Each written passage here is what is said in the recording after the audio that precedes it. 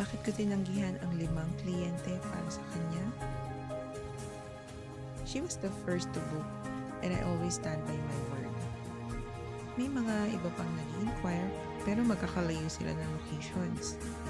Hindi ko sila pwedeng pagsabay-sabayan. So I followed my principle. First come, first serve. Para sa akin, hindi naman laging pera. Mas mahalaga sa akin ang word of honor kapag meron akong commitment. Hindi ko yan babaliin kahit gaano pa kalaki ang pwede kong kitain. She trusted me fully and I gave her my all. That night, she won as a prom queen. Because when you honor your word, blessings will follow. Ako, I don't just glam. I show up with heart, commitment, and excellence.